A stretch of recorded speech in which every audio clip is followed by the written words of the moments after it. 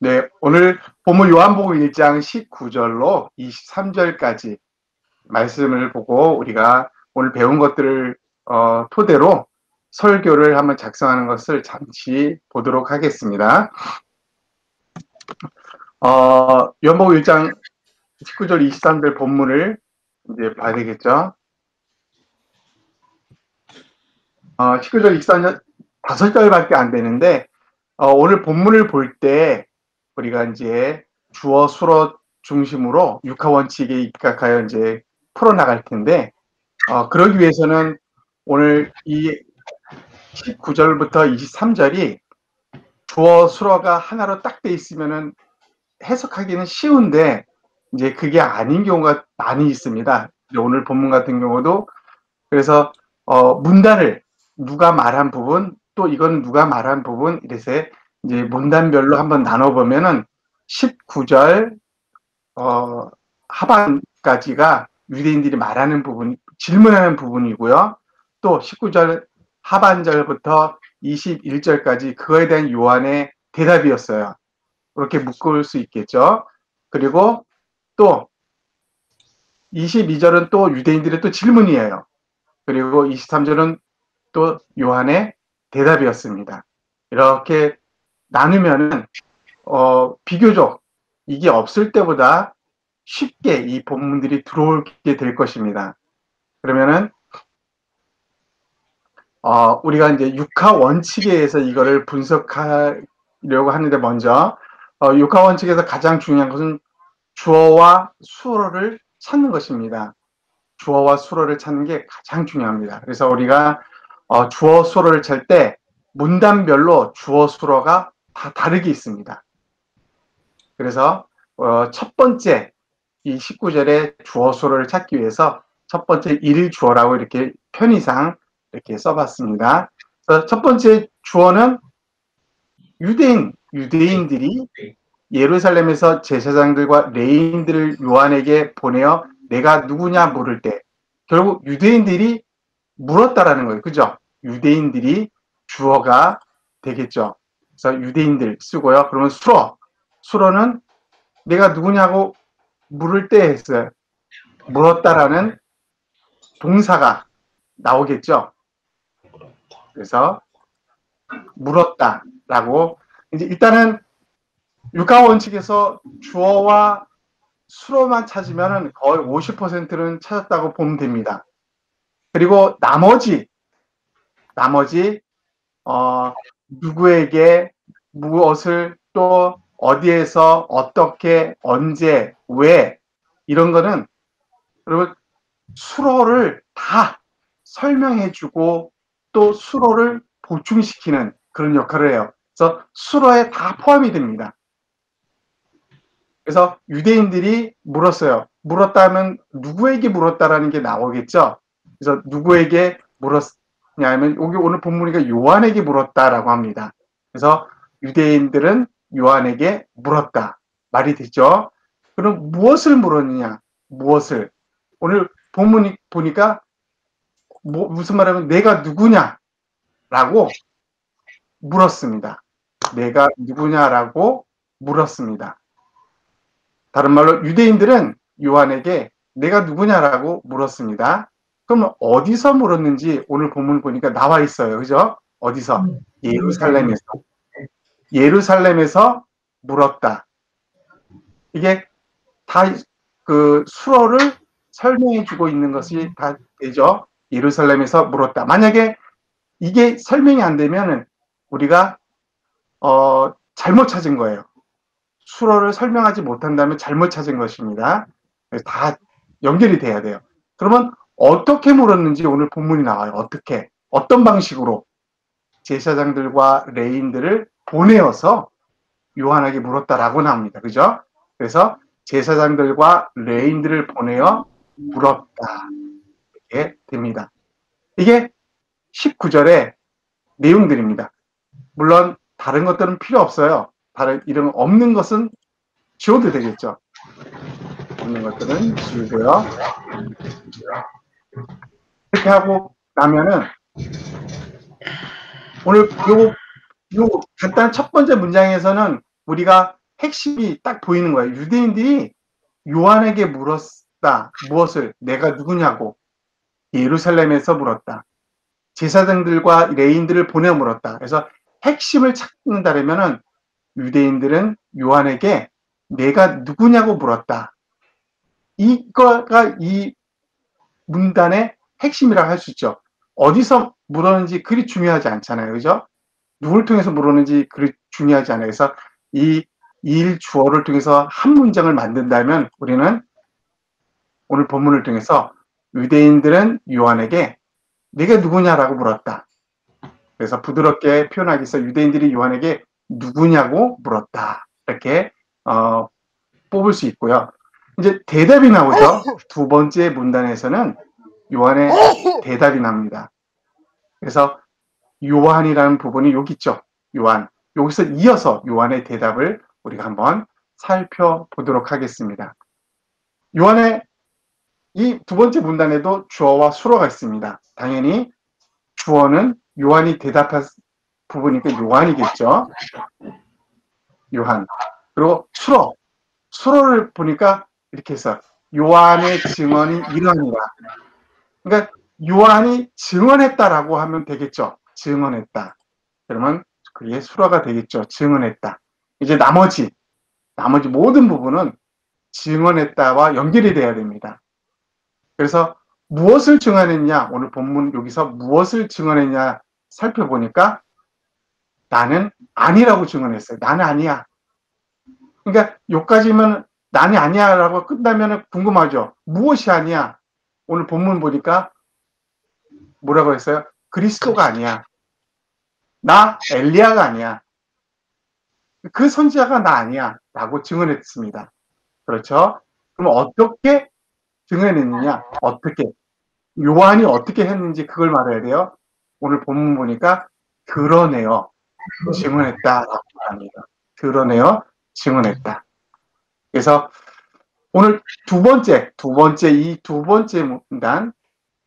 문단의 한 문장을 표현하자면 어떻게 될까요? 요한은 나는 아니라고 증언했다. 이렇게까지만 하면 뭔가 부족하죠. 그래서 요한은 나는 그리스도, 엘리야 그 선지자가 아니라고 증언했다. 이렇게 하면은 한 문장으로서 분명하게 명확하게 보이게 되겠죠. 요한은 나는 그리스도, 엘리야 그 선지자가 아니라고 증언했다. 이렇게 요거를 두 번째 문단의 한 문장으로 보고 2번으로 했습니다. 이번에 세 번째 이 문단인데 이 질문이 보니까 이 질문이 같아요. 그래서 굳이 쓸 필요가 없습니다. 이미 여기에 다 있기 때문에 그 대신 대답만 별도로 쓰면 될 것 같아요. 대답만. 그래서 이 대답은 요한의 대답이기 때문에 요한의 이 옆에다가 다시 이어서 대답해 주면 될 것 같아요. 그래서 주어와 수어가 있습니다. 이 3단원이라고 했습니다. 요 노란색 부분을. 그래서 주어는 내내 요한이 대답하는 형식이니까 요한입니다. 또 이 세 번째 문단에서 그 수어는 말했다라고 볼 수 있습니다. 한번 자세히 보시면은 이르되 나는 선지자 이사야의 말과 같이 주의 길을 곧게 하라고 광야에서 외치는 자의 소리로라 하니라 해서 말했다란 말이 없어요. 여기요. 사실은요. 그럼 주어를 본다면 하니라를 했다. 이렇게 해야 돼요. 했다. 근데 이게 대답한 거잖아요. 대답.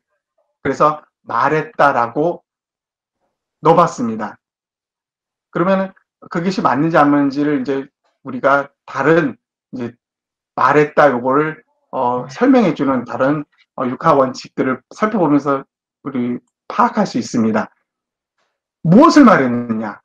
오늘 본문 세 번째 중에서 무엇을 말하면 나는 광야에서 외치는 자의 소리라고 말했다라는 것입니다. 그럼 그걸 왜 말했느냐? 오늘 본문에 나와요. 왜 말했느냐? 주의 길을 곧게 하라고.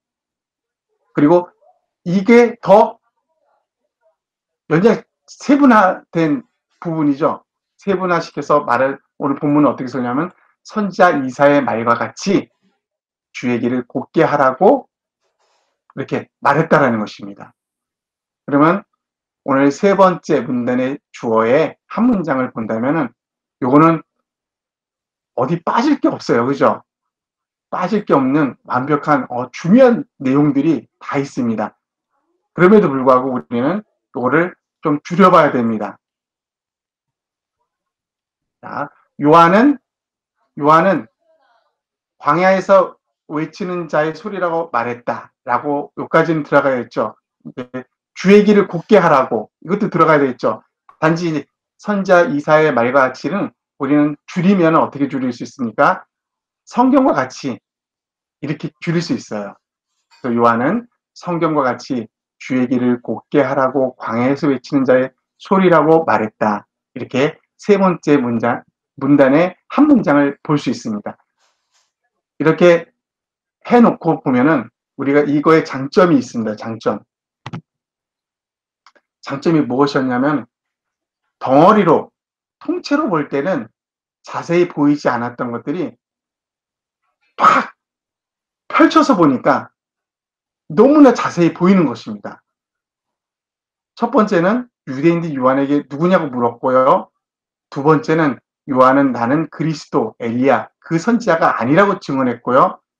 세 번째는 요한은 성경과 같이 주의 길을 곧게 하라고 광야에서 외치는 자의 소리라고 말했습니다. 이 세 가지가 오늘 본문의 핵심인 것입니다.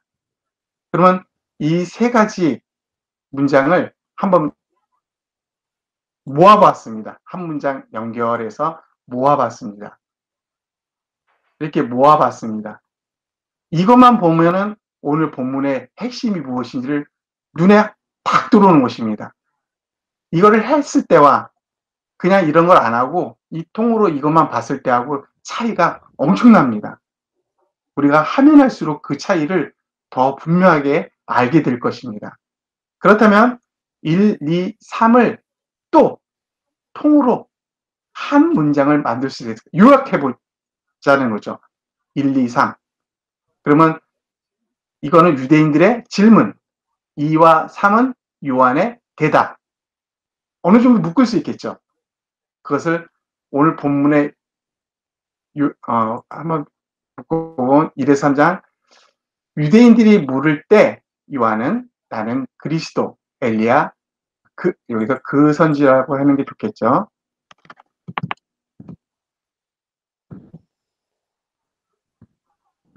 그 선지자가 아니라고 성경과 같이 주의 길을 곧게 하라고 광야에서 외치는 자의 소리라고 말했다. 그러니까 이제 이게 오늘 본문의 전체 요약이라고 할 수 있습니다. 그러면 이 오늘 본문의 전체 요약을 딱 적어놓고 이 요약을 한 문장으로 다 줄이고 뺄 거 빼고 한 문장으로 요약을 할 수 있을까요? 가능하다는 것입니다. 그래서 해보면 유대인들이 물을 때 오늘 핵심은 이게 아니죠. 그죠? 이 본문에. 그래서 과감하게 뺄 수 있습니다. 또 요한은 나는 그리스도, 엘리야 선지자가 아니라고 했어요. 이 문단이 뭐냐면 나는 A가 아니고 B야. 이 형식으로 이 문단 요약이 되어 있는 것입니다. 그러면 뺄 수 있는 게 뭘까요? A를 뺄 수 있을까요? B를 뺄 수 있을까요? 응답을 주셔야 됩니다. 나는 A가 아니고 B야 할 때 과감하게 뺄 수 있는 게 뭘까? 뭐를 뺄 수 있을까요? A를 뺄 수 있을까요? B를 뺄 수 있을까요? A. 네. A를 뺄 수 있어요. 왜냐면요. 비교한 거예요, 비교. 맞아. A는 B를 강조하기 위해서 A가 아니고 B야. 그러면 만약에 B를 뺐다 그러면 나는 A가 아니야. 그럼 뭔데? 라고 결말이 안 난 거예요. 그러면 나는 B야 할 때, 그래? A가 궁금하지 않을 수도 있는 거예요. 나는 B라고 선포했기 때문에. 그래서 A를 빼버립니다. 그러면 오늘 요약을 어떻게 간단하게 하면 이렇습니다. 요한은 성경과 같이 주의 길을 곧게 하라고 광야에서 외치는 자의 소리라고 말했다.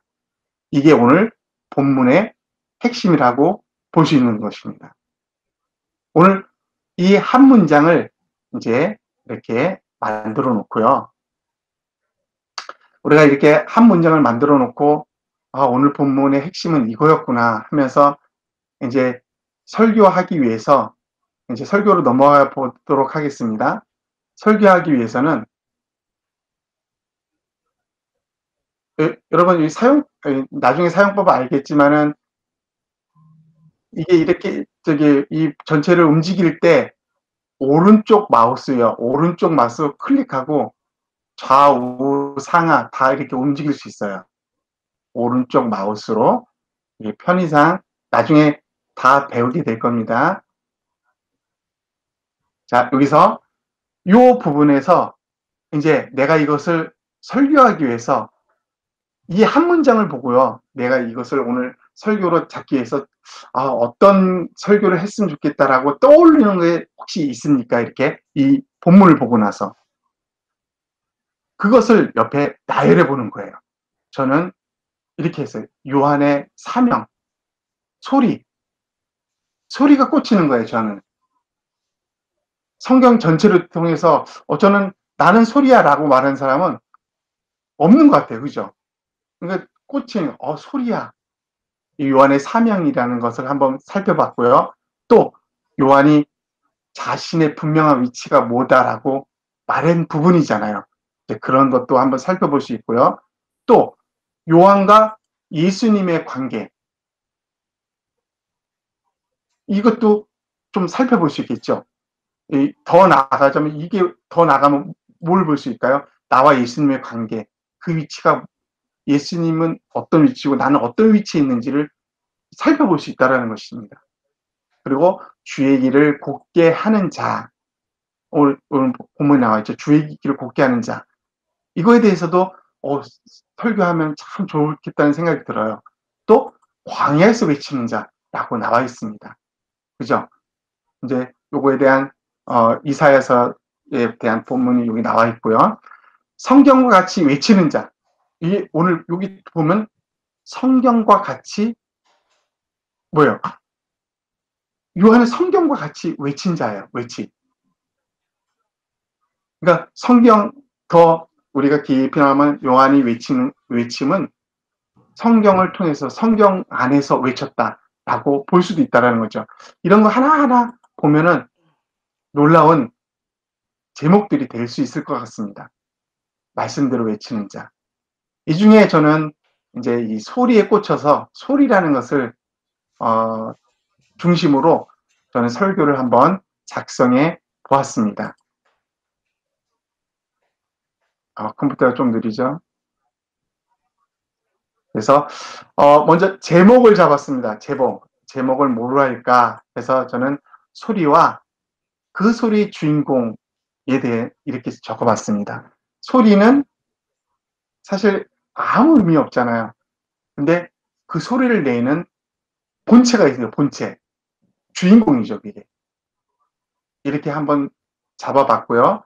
또 논지. 여러분, 이 논지라는 것은 이제 논문 쓰신 분들은 잘 아시지만은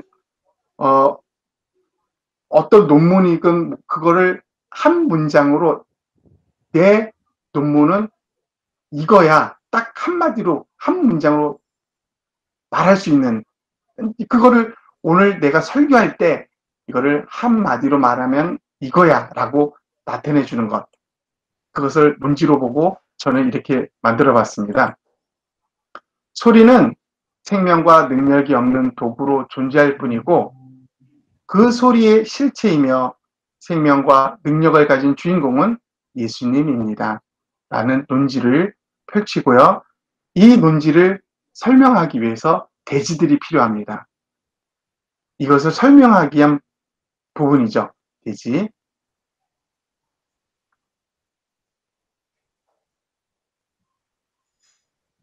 끌어올리고요.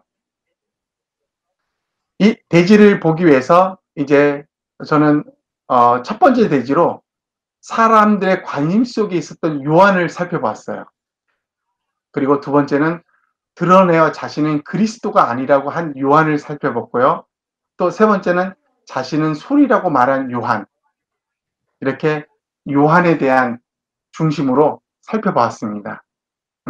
요걸 어떻게 이렇게 하냐 이런 거는 차후에 우리가 서로 나누면 될 것 같고요. 오늘은 이제 이걸 통해서 어떻게 했는지를 살펴보면 좋을 것 같습니다. 사람들의 관심 속에 있었던 요한. 네. 23절. 23절에서 보면은 여기 오늘 본문 잠깐 볼까요?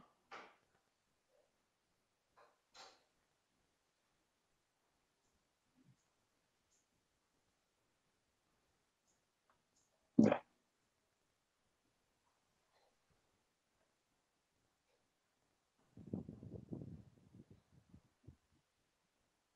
네. 이렇게 보면은 좋겠죠. 23절 보니까 어,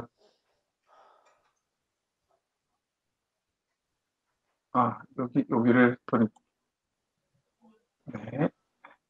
요한은 이제 소리라고 본인은 야라고 이렇게 말하는 부분을 보게 됩니다. 그러면서 요거는 좀 나중에 하고요. 그런데 그런데 소리라는 것은 자기가 주인공이야라는 자기를 높이려는 의미가 전혀 아니라는 것도 우리가 알고 있잖아요. 그럼에도 불구하고 요한은 너무나 인기가 많았었다는 것입니다. 그래서 19절에 보니까 오늘 본문 19절에 보면 예루살렘에 있던 유대인들까지도 소문이 다 들려서 그들이 너무 관심이 있어서 사람을 일부러 보내서 물어보는 거잖아요. 그러니까 모든 관심사, 뭐 일반인뿐만 아니라 높은 사람들까지 다 요한에게 관심이 있었다. 그러니까 요한의 인기는 엄청났다라는 것을 볼 수 있습니다. 그죠? 뭐 이제 예루살렘에서 사람을 보낼 정도로 큰 관심이 있었고요. 그 당시 지도층인 제사장, 레위인, 바리새인들 관심의 대상이 되었고요. 또 당시 사회 지도층에 관심이 있었다는 것은 요한이 대중에게 인기가 있었고 큰 영향력을 끼쳤음을 알 수 있다라고 할 수 있죠. 네. 그리고 이제 심지어는 바리새인들 많은 무리들이 요한의 세례 현장까지 왔다고 성경 말하잖아요. 이제 그런 만큼 관심이 있었던 요한, 인기가 있었던 요한을 살펴보게 되는 거죠. 그런데 두 번째에서는 그런 요한이 드러내어 나 여러분이 생각하는 그리스도가 아닙니다라고 말한다는 거죠. 그래서 그 부분을 이렇게 말은 20절, 21절 요한은 자신을 숨기지 않았다라는 것이죠. 숨기지 않았고 자신은 쓰임받은 복음을 드러냈다라는 것이죠. 그리고 자신의 인기에 집중하지 않았고 자신의 존재가 주인공이 아님을 드러냈고요. 자신의 존재를 분명히 했다라는 거죠. 나는 어떤 존재야? 난 누구야? 라고 분명히 말했다는 거죠. 20절에서도 드러내어 말했다라고 말하고 있고요. 또 그냥 조용히 넘어가면 어쩌면 자신의 인기를 유지할 수 있었지만 요한은 하인양 모든 걸 드러냈고 나는 그리스도 아니다 라고 말했다는 거죠. 여러분 생각에 엘리야도 아니다.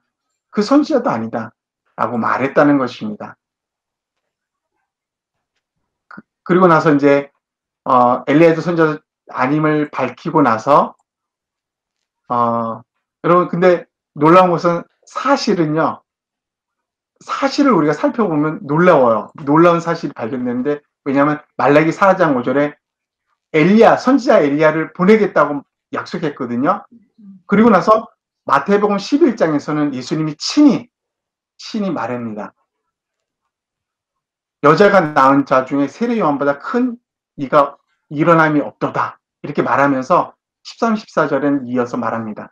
모든 선지자와 및 율법을 예언한 것이 요한까지니 만일 너희가 진리가 받을진데 오리라 한 엘리야가 곧 이 사람이니라 하면서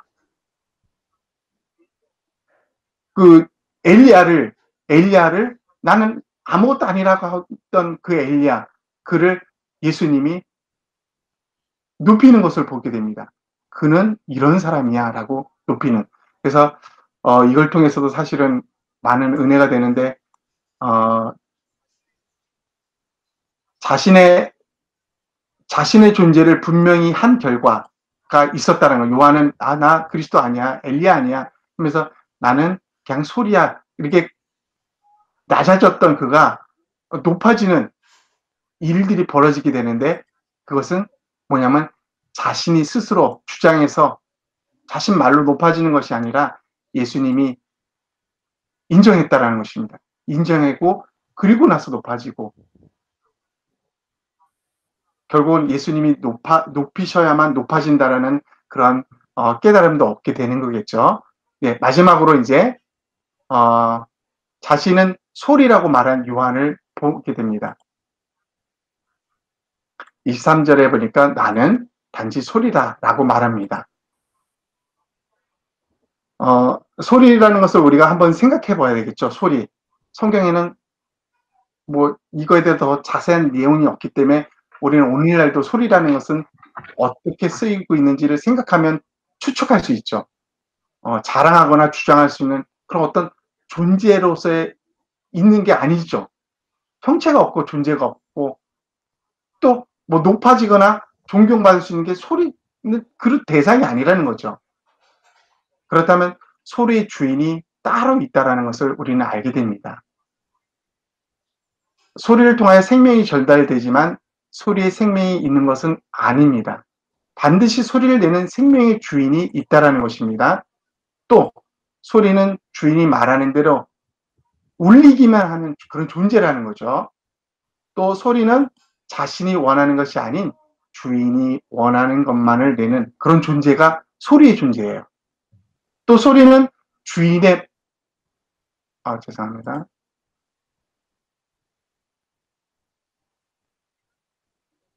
네. 소리는 주인의 마음, 생각을 표현하기 위해 쓰여지는 그런 도구, 그런 존재일 뿐이다라는 것을 우리는 인식할 수 있다는 것입니다. 이제 그렇다면 오늘도 우리는 요한과 동일한 소리로서 살아가는 존재라는 것을 우리는 알 수 있겠죠.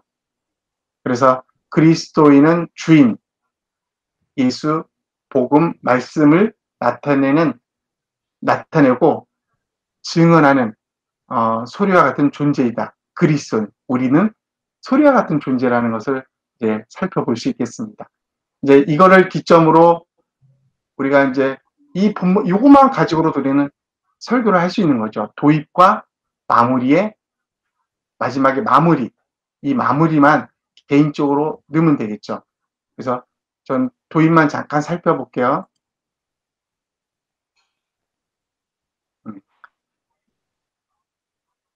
이제 도입은 여러분이 이제 설교를 많이 하셨기 때문에 이 나는 소리라는 그 소리에 대한 두각, 주인이 아닌 것에 대한 두각을 내기 위해서 도입을 해주면 되겠죠. 저는 이걸 찾아봤습니다. 한번 읽어볼게요. 한 경매장에서 깜짝 놀랄 경매가 이루어졌습니다. 이탈리아의 스트라디 바리우스가 1720년에 만든 바이올린이 172억 달러에 낙찰된 것입니다. 악기 하나의 값이 우리가 평생 번 돈으로도 살 수 없는 집 한 채 값을 뛰어넘어 몇십 채나 살 수 있는 가격으로 팔린 겁니다. 이 정도면 거의 신급 악기라고 할 수 있습니다. 그런데 아무리 비싼 신급의 바이올린이라도 바이올린 자체가 주인공은 아닙니다. 왜냐하면 그 바이올린을 연주하는 연주자에 따라 멋진 클래식 음악이 될 수 있지만 한편으로는 듣기 싫은 소음이 될 수 있기 때문입니다. 바이올린은 소리를 내는 도구일 뿐입니다. 실체는 그 도구, 바이올린을 사용하는 연주자입니다. 정말 중요한 주인공은 따로 있다는 사실입니다. 그런데 우리는 종종 도구와 그 도구를 사용하는 주인의 위치가 바뀔 때가 많이 있습니다. 왜 이런 일이 일어나는지 말씀 속에서 한번 살펴보겠습니다 하면서 도입하면서 오늘 이 본문을 이렇게 한 뒤에 마무리로 이제 설교를 마무리하면 되겠죠. 우리는 요한처럼 높아지더라도 그 높은 위치가 나 자신의 것이라고 여겨서는 안 됩니다. 나는 소리일 뿐입니다. 내가 소리일 뿐임을 알 때 예수님이 진정한 나의 주인, 나의 능력임을 고백할 수 있습니다. 우리가 내 위치가 소리임을 모른다면 나의 참 주인이신 예수님을 높일 수도 드러낼 수도 없습니다.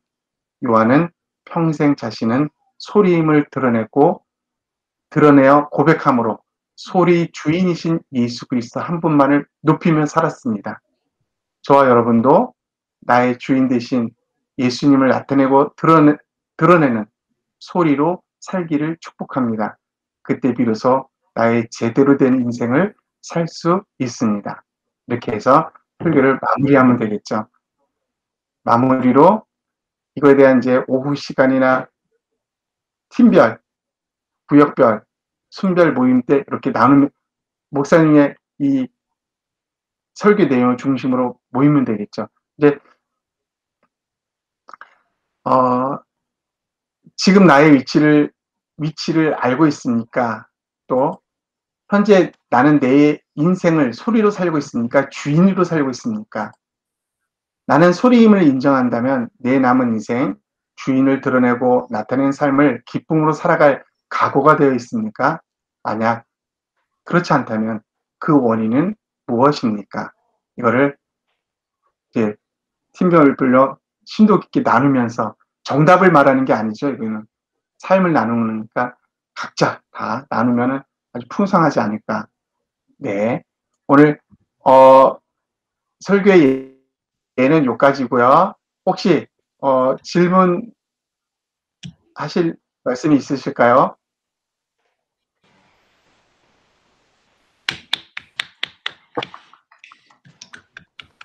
수고하셨습니다. 좋습니다. 네.